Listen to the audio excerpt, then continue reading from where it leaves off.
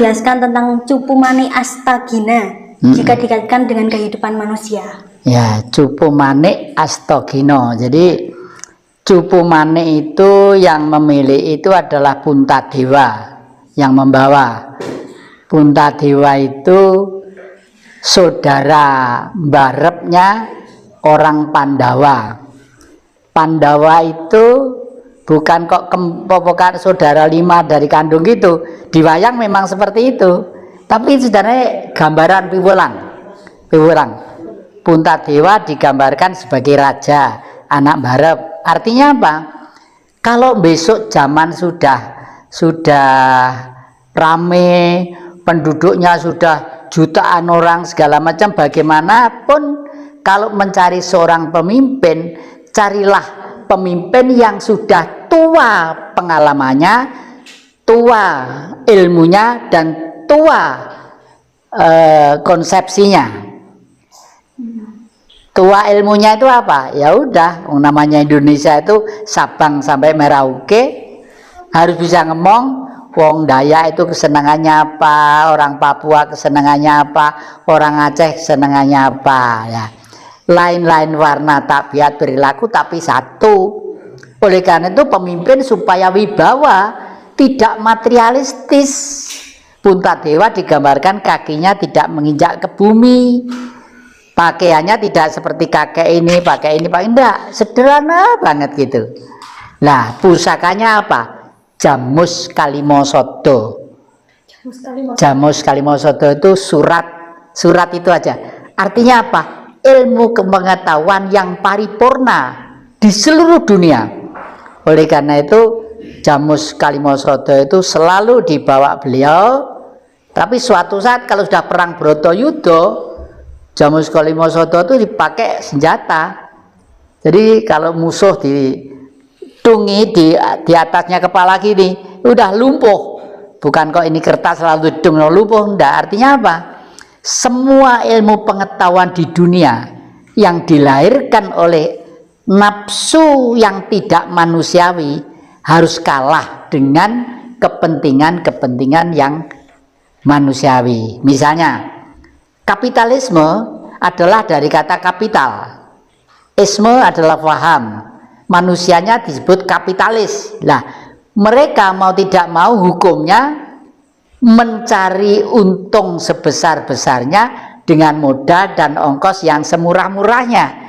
Kalau bisa uang 1.000 hari ini pergi ke pasar, biar 1.000 itu jadi 1 juta. Misalnya, lek perlu agak halal ya dilakukan. Lah, itu jangan sampai di negeri kita.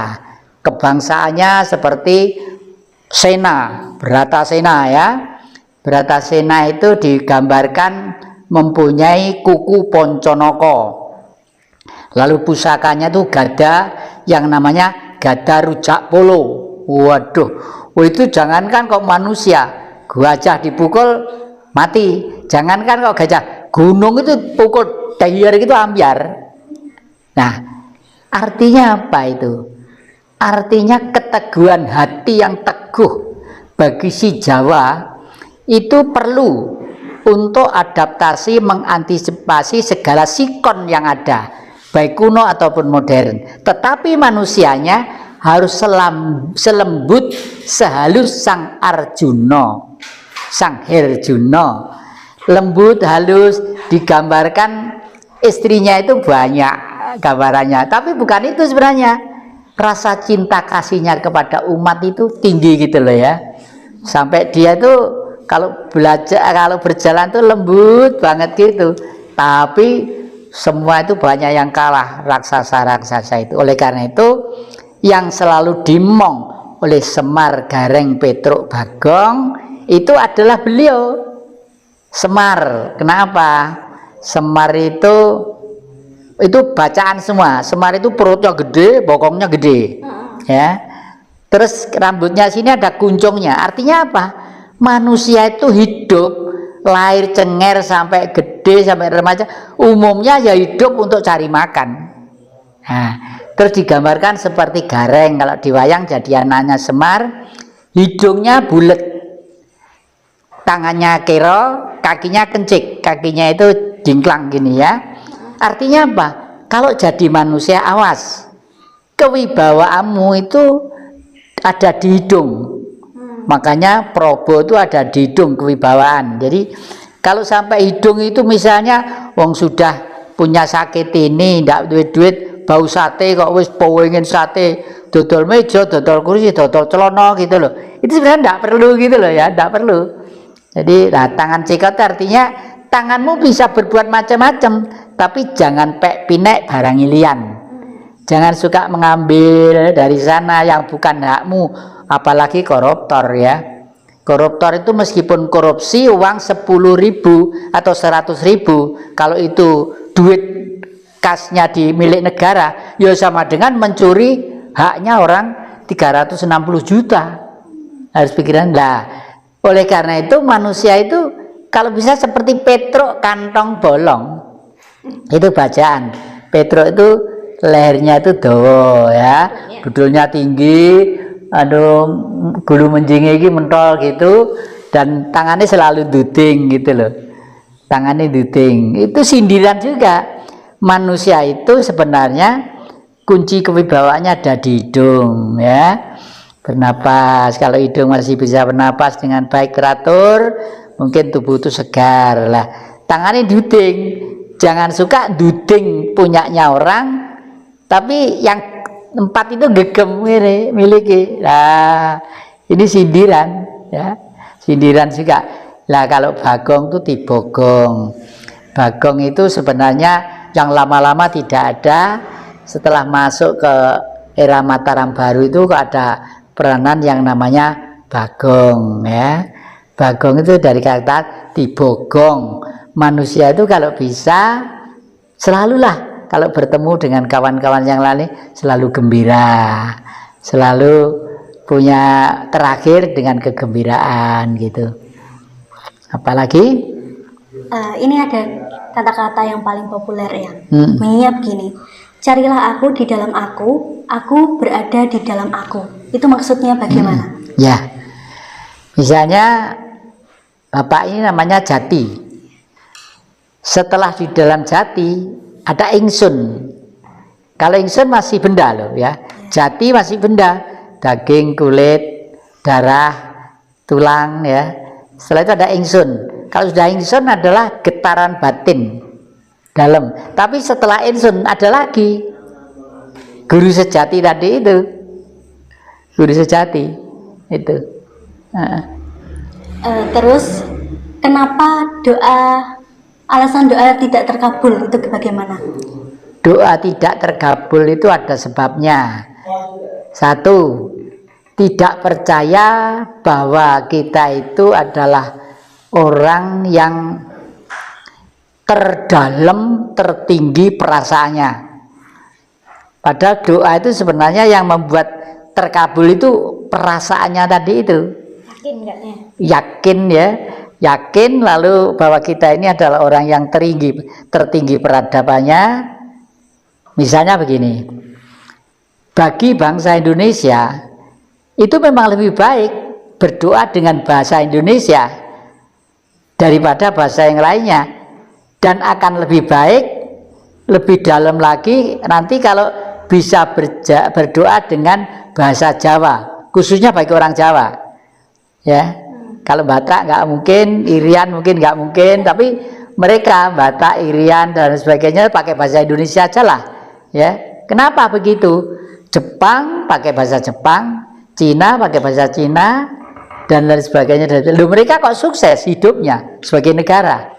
Kita ini yang sampai sekarang itu boleh kata tidak sukses, betul-betul berbanding terbalik dari cita-cita kemerdekaan dan cita-cita leluhur itu. Sekarang tipsnya membuka mata batin Eyang. Bagaimana? Membuka mata batin itu ya satu, mengurangi ambisi untuk mengisi perut. Pokoknya perut itu tidak boleh sampai lapar, tidak boleh sampai tuman terus, ini kudu makan sak ini kudu, tidak usah ya. Pokok makanlah yang tidak merusak jiwa dan raga. Yang memang merusak jiwa itu apa? Ada. Makan makanan sudah orangnya gemuk, kolesterolnya tinggi, suka makan apa ya bangsanya gaje-gaje, bangsa banyak lagi makannya. Nah itu aduh, padahal kita harus tahu bahwa makanan itu apa sih? Makanan adalah bentuk sesuatu yang bereaksi kurun waktu sekian ribu tahun dari material yang jernih dan bersih. Saya ulangi ya, jenis makanan adalah bentuk sesuatu benda yang berasal dari material pokok yang bersih dan jernih. Apa itu? Angkasa tadi itu. Angkasa. Makanya di angkasa itu banyak planet-planet, tidak ada sumbernya, tidak ada di sana, tidak ada sumbernya, tidak ada api, tidak ada kompor, tidak ada orang jual beras, jagung, ya nggak ada. Tapi di sana seger, nggak luwe. Yang pernah tidak sadar selama 3 hari 2 kali. Yang satu itu dikupas, diceramai oleh tidak tahu apa itu, apa malaikat, apa bidadari gitu ya. Itu tentang kehidupan. Saya harus kembali lahir, gini-gini. Oleh karena itu seyogianya ini jangan dipakai, ini jangan dipakai, jangan pakai. Lah, yang kedua tidak sadar kedua 3 hari lagi. Di situ saya agak seneng karena apa? Kakek itu umurnya sekarang sudah mendekati 80 tahun. Artinya apa? Masa yang lalu umumnya rata-rata manusia umurnya 70 tahun.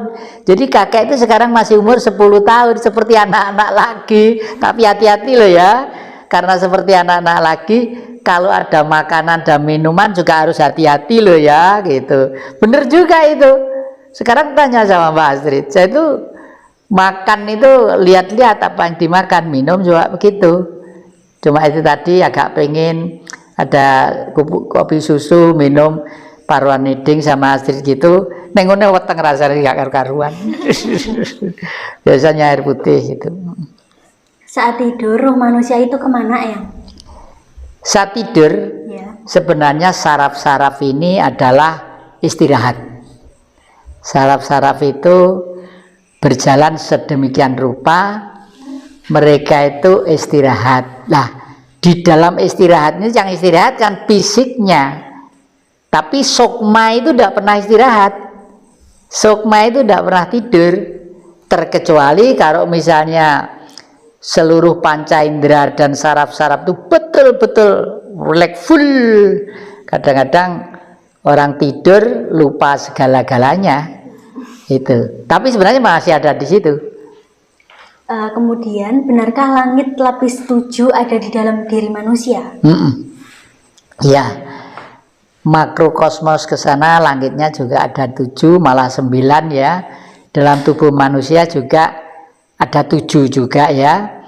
Jadi mulai dari rasa lahir tadi, rasa batin, rasa lahir itu perut lapar, haus dan sebagainya. Terus rasanya adalah rasa batin. Rasa batin itu misalnya, waduh ini kiriman suratnya pacar saya kok belum saya balas, nanti dia marah. Itu rasa batin ya. Terus rasa otak itu, wong saya seneng di rumah dicat seperti ini kok catnya sekarang seperti ini, kok rasanya kok tidak enak, itu rasa itu. Lalu ada lagi rasa rumangsa. Rasa rumangsa itu saya menerima adik-adik, saya mesti sudah mikir iki sempat makan di jalan atau tidak gitu. Makanya jauh-jauh treat, ayo tak tuku telo digawe golek lah, nggak bengi-bengi, jangan sampai adik-adik masuk angin itu ya. Lalu ada kalimat yang bunyinya rasa surasaning rasa ati nampa nggih merga sira ra padha. Jadi setiap hati manusia itu sebenarnya diberi perasaan yang lain-lain.